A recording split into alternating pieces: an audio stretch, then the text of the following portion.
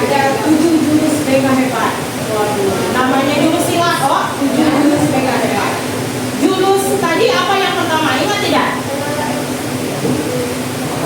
Yang pertama, kenali potensi. Yang kedua, kelola emosi. Yang ketiga, tumbuhkan resiliensi. Yang keempat, jaga konsistensi. Yang kelima, jalin komunikasi. Yang keenam, membangun kolaborasi. Yang ketujuh, menjaga situasi.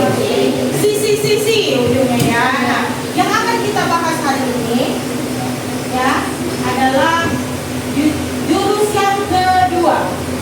Jurus yang kesatunya nanti tentang kenali potensi akan kita di pertemuan berikutnya. Tapi yang pertama Ibu mau ya sekali lagi mengambil tentang kelola emosi, karena masa remaja ini yang namanya emosi ini butuh tempat penyaluran, butuh divalidasi, butuh dikelola agar tindakan dan respon yang keluar dari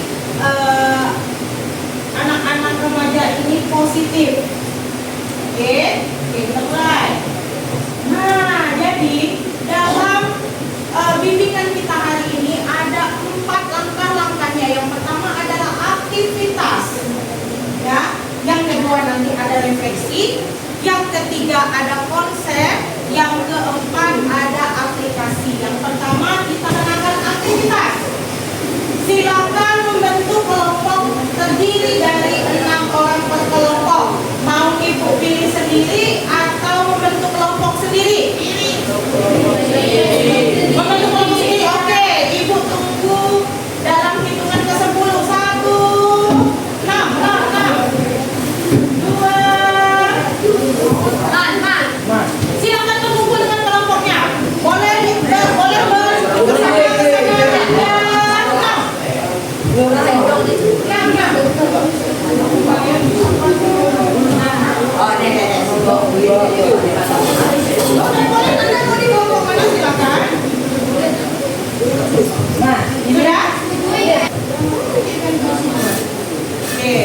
Ini hasil bentukan kelompok sendiri-sendiri. Hasilnya apa? Kebanyakan kelompoknya homogen itu apa? Sama jenis kelaminnya. Ya, oke, tidak apa-apa. Tadi sudah sama-sama bentuk kelompok sendiri. Sekarang langkah yang kedua.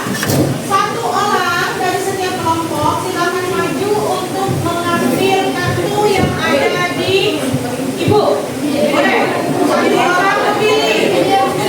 Tapi jangan kasih tahu kelompok lain.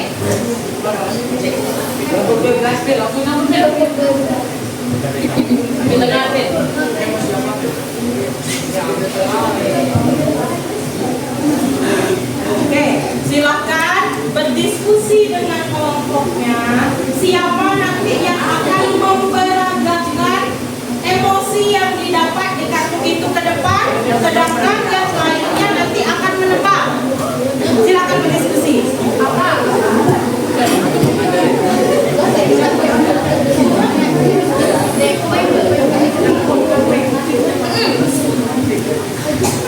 Silakan tentukan siapa orangnya yang akan menghadapan.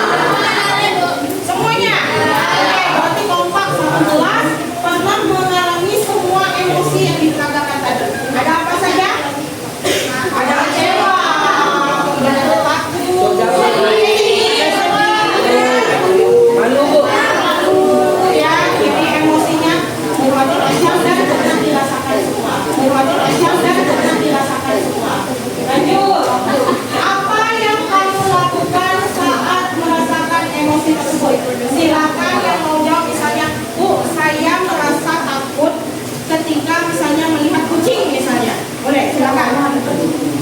Bu, saya merasa jijik misalnya ketika melihat kecoa misalnya. Boleh, boleh. Bu, saya merasa sedih kalau misalnya, ayo. Nah, ngapain kalau habis itu mau ibu tanya, kalau habis sedih ngapain? Ya. Apa yang kamu lakukan saat merasakan emosi tersebut?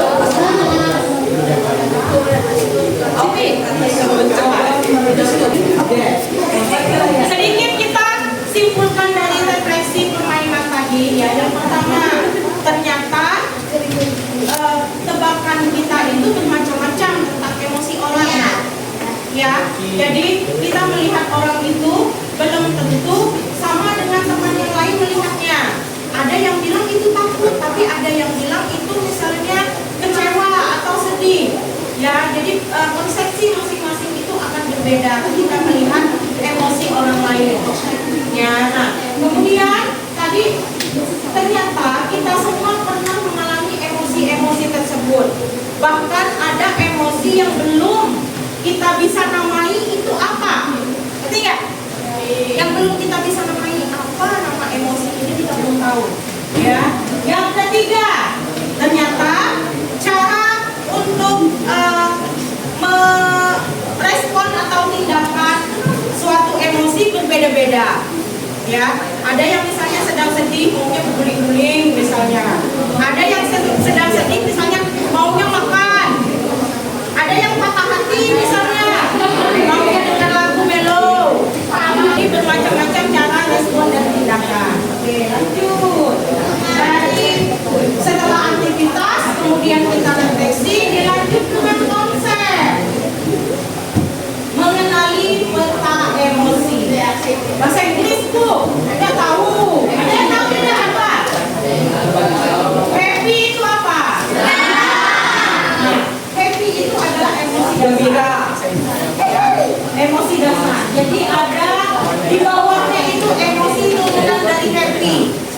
Ya, dari senang itu ada turunannya. Sedih, sad, sedih itu ada turunannya. Sad itu emosi dasarnya. Tapi ada turunannya. Sedih, kecewa, ya, segala macam. Bu, ini bahasa Inggris Bu, kami kurang tahu, kurang paham. Ada, nah ini, coba, boleh dilihat. Yang ada di sini boleh ada di sini, mau lihat. Kelihatan nggak? Emosi dasar itu satu, bahagia, sedih, jijik, marah, takut, terkejut.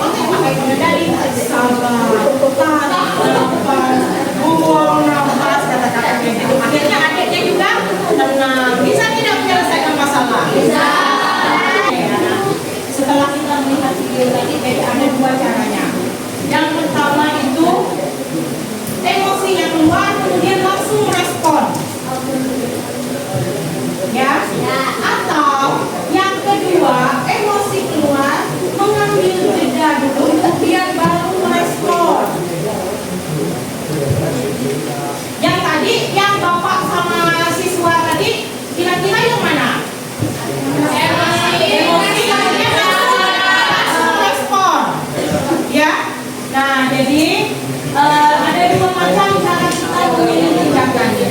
Ya. Ini namanya responsible decision making, artinya membuat keputusan yang bertanggung jawab.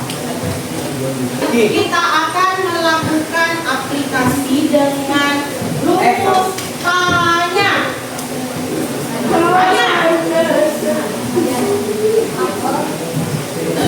Terima kasih. Yang pertama itu T. Terima. Dapat emosi nih. Diterima dulu.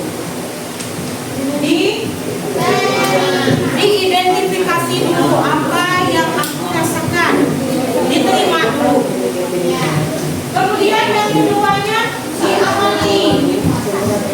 Misalnya emosi kita timbul dikarenakan orang lain, maka kita mau mengamati dulu orang itu misalnya ngapain setelah membuat kita emosi. Amati dulu kondisinya seperti apa. Ya, jadi ini tadi yang kedua ya, setelah kita emosi kemudian ada jeda. Jadi ini lanjutnya kemudian dinikmati. Tapi kan ini maksud ibu tidak yang emosi kemudian 1 jam kemudian tidak. Tapi ketika kita misalnya lagi marah dengan orang, duduk dulu ya, kemudian rasakan. Ini ngapain misalnya marah dengan dia tuh kenapa? Aku marah nih, marah aku kecewa, oke, sudah jelas ya, sudah jelas diterima dulu. Saya marah, saya kecewa dengan misalnya dengan sabar. Ibu marah, ibu kecewa dengan sabar nih. Oke. Kemudian ibu amati, ibu lihat dulu. Apa? Yang dibaca kecewa, dilihat dulu. Kondisi sekitarnya juga diamati. Kira-kira ada enggak barang-barang yang membahayakan, misalnya contohnya. Adakah orang lain di sekitar situ? Diamati. Lanjut. Kemudian dinikmati. Nikmati dulu kecewa. Gitu. Oke. Kemudian yakini bahwa aku harus merasakan nih. Harus merasakan. Ngasih tahu sama dia kalau aku kecewa karena dia gini. Terakhir baru melakukan aksi. Lalu nih datangnya Jo.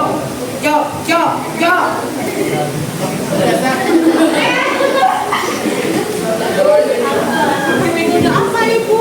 Misalnya bahasanya biar misalnya dia bisa menerima, saya pun bisa menerima. Ternyata harus membuat kelompok lagi 10 sekarang.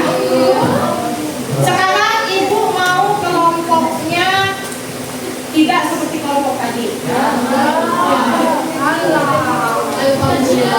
Dari 10 orang, ibu hitung dari sini. Sekarang ibu yang akan hitungkan kelompoknya setelah kelompok aktivitas tadi kalian lakukan. Oke, 1, 2, 3, 1, 2, 3, 1, 2, 3, 1, 2, 3, 1, 2, 3, 1, 2, 3, 1, 2.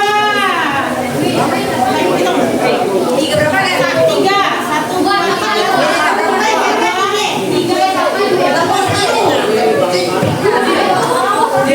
Ayo sama.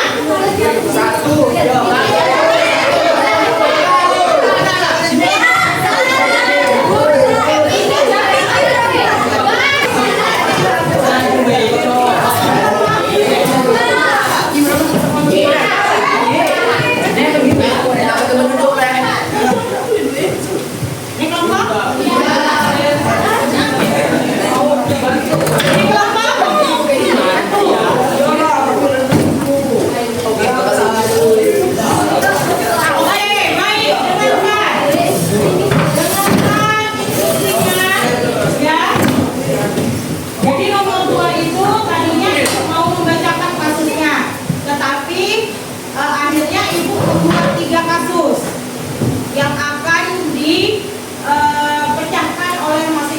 kelompok.